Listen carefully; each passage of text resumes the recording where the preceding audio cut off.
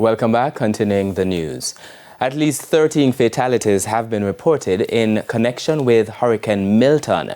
Jamaicans in Florida were spared the worst, and this evening some of them are sharing their experiences. Ramada Lyons reports. Roaring floodwaters, flying debris, trees, poles flat across roadways, destruction in the wake of Hurricane Milton. However, it was the tornadoes that proceeded in St. Lucie County that left Don Bloomfield's emotions spinning wildly.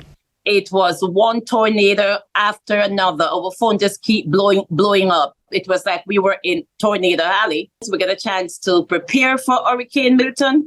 But of course, it was the tornadoes really that did the destruction. 12 tornadoes within 90 minutes. They prompted over 900 calls to the police. 6 fatalities thus far. And there's a community close by that was basically obliterated by the tornadoes. The destruction they were told Milton would bring came knocking before Milton, but when it eventually made landfall, it was frightening.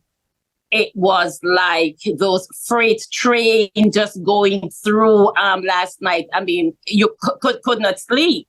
My son, who has never experienced hurricane before, he was like, "Mom, seriously, what's that?" She's among over 3 million people now without electricity. That is the least of our problems.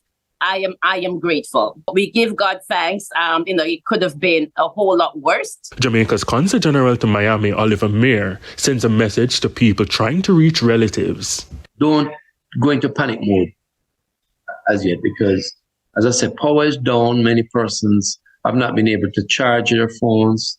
They're having connectivity issues. He says, for the most part, Jamaicans heeded warnings.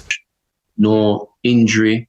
We have not heard of any loss of life among Jamaicans.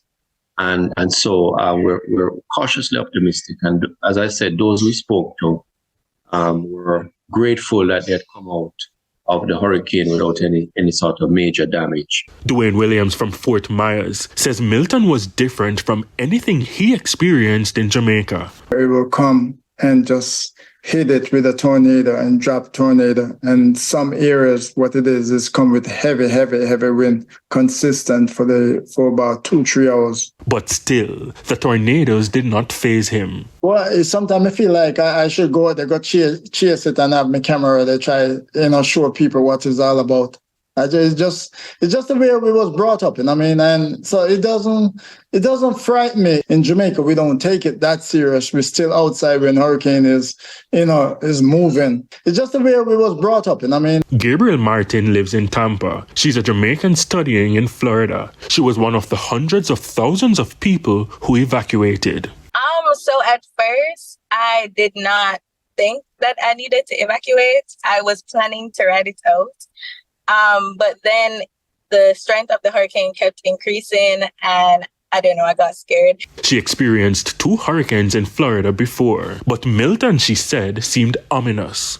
I am really glad that I decided to leave, especially because where I live in that area, there's no electricity and the streets are like really flooded.